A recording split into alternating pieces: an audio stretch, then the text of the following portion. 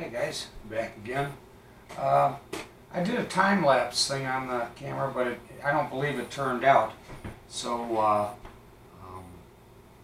just going to kind of go through this real quick. Basically, the two wings, they just slide right on. There's a tube that goes in the middle. Only one screw on each side. This whole thing, I mean, honestly, this just took 5 minutes to throw in there. I'm at a halt right now. I don't have motor mount screws. I thought they came with that, but the screws it came with was actually only to mount the motor cover on. But I actually need motor mount screws, and it looks like two sets. One to mount the motor mount to the frame up here, and then the other one to the motor mount itself. Okay, and you can't just go direct either. So, all right, and they're going to have to be like a certain depth, I see, because the brush is in there. But it looks like I've got a lot of clearance in there, so I can easily go with a.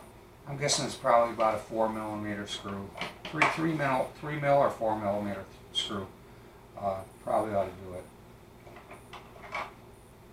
So I've already hooked up the ESC, run the wiring, and I've got a 10-channel full range receiver in here, because I'm going to have other different buzzers and bells. I'm going to be putting lights on the thing, and you know, who knows what else. I'm going to run a little FPV setup here, you know, take the canopy off, which I'm still waiting for as well, and make a little deck here. And this looks like a really nice spot to set up a little, to be able to put a camera.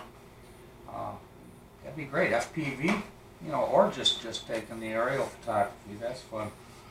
Oh, excuse me, I've been up since 3 a.m. and it's already about 12:30 in the morning now, so I'm lacking a little bit of sleep. I went to work late last night and stayed a little late and had some other things to do.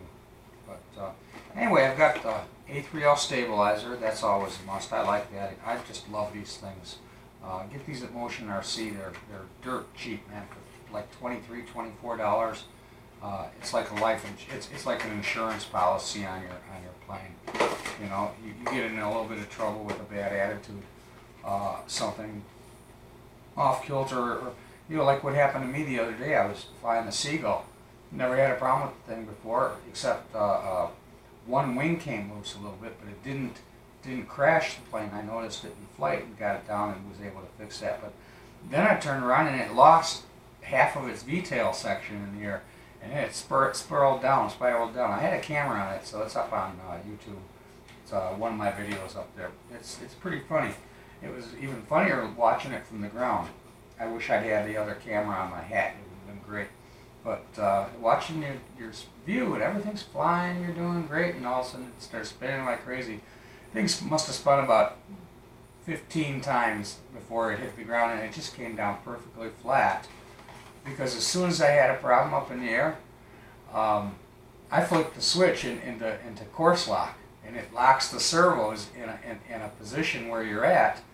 And then if the plane is falling out of kilter for whatever reason, the gyro automatically makes adjustments on whatever control surfaces at this point were left to keep that plane's attitude.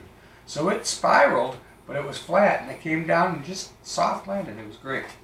Hobby Eagle makes this, but Motion RC carries this. Cheapest I've found it anywhere. I've seen these as high as $50, and Motion RC's got them for $23.99, I believe. So, well worth it, guys. Well worth it. Real easy to use. Real easy to hook up. You know, it's just a basic three-axis stabilizer. It'll do the gyros. You know, just kind of smooth out your flight, take the wind out of the equation, and you know, enable you to fly something that doesn't normally like to fly in any kind of a wind. It takes it right out of the equation. You could fly it, you know, double the windage that you could normally fly that aircraft in. But when you put it in course lock, it almost really just doesn't care what the wind is doing. It's going to go straight and true. So, and you have the option too of just flicking a switch on a three-way setup and just turning it off too if you just want to enjoy natural flight without any assist whatsoever. I usually fly with the gyro on. You really don't notice that you're getting any help unless it's really windy and gusty. that day, and then you notice the plane still just wants to fly smooth and level. So anyway, I highly recommend these things, and I've just got a 2200 Nano Force here right now. I've got my Admiral batteries in a couple of my other planes. So this is kind of just something I use. It's got a different connector on it. I use it on a few different things, drones, a couple of planes, and a lot of times just as a test motor. Now I got the motor turned up there, and I did fire it up, and I got the receiver set in that with the radio, and it runs. This thing's super smooth, super quiet. You know, I'll just give you a real quick demo. And surprisingly enough, when I did this, the oops, there we go. I almost grabbed the wrong part. I forgot this is an outrunner. You have to grab it from here, but whoa, see?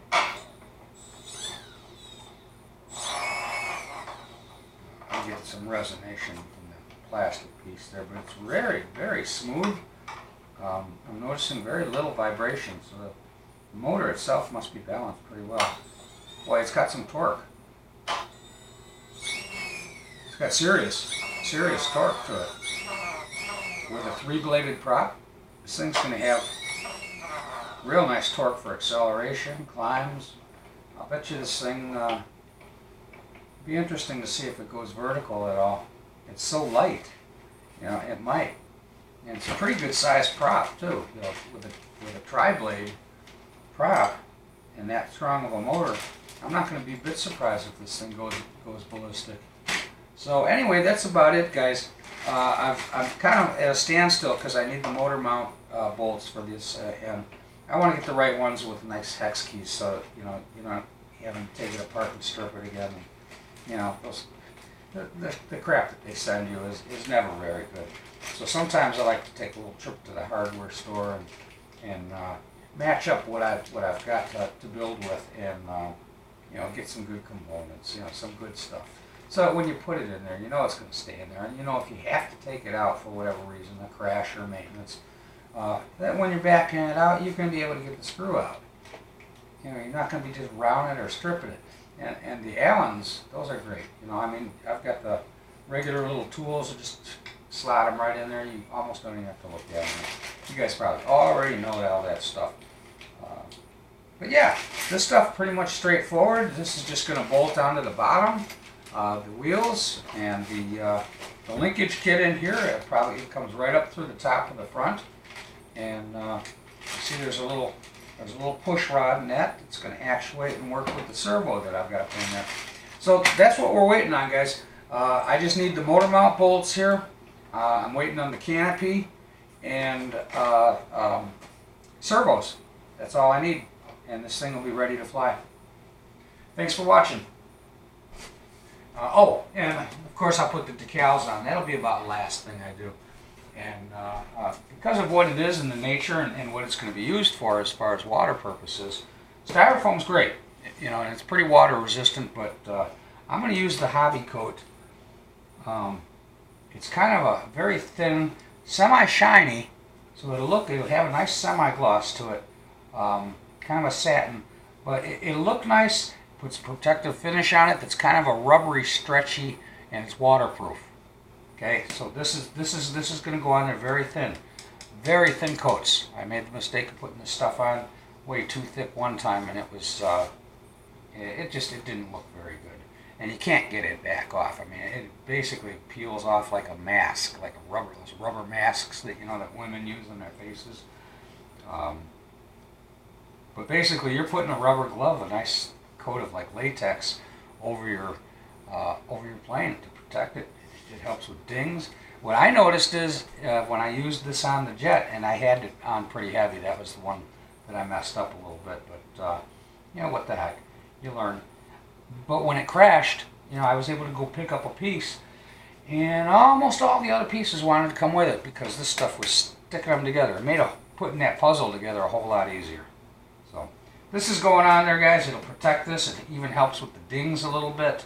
But more and all, it protects it from moisture, and it'll seal up the hull and all that kind of stuff here. Because I want a little every little bit of protection I can, because I'm going to be having a gas with this in the snow in the winter, practicing so that I'm all set for water, takeoffs and landings come spring, if not already. If this thing flies as easy as I think it is, I'm going to have this thing in the water within a couple of days. So, alright, thanks for watching, and remember, it's out here, and I found that fuselage. Took me a year to find all this stuff, guys, but well worth it, and I think I'm going to have a lot of fun with this thing. Can't wait to get the fuselage and the motor mount bolts. We'll probably grab those tomorrow, and next time you see it, we'll be flying it. We're doing a maiden. Thanks for watching. Take care.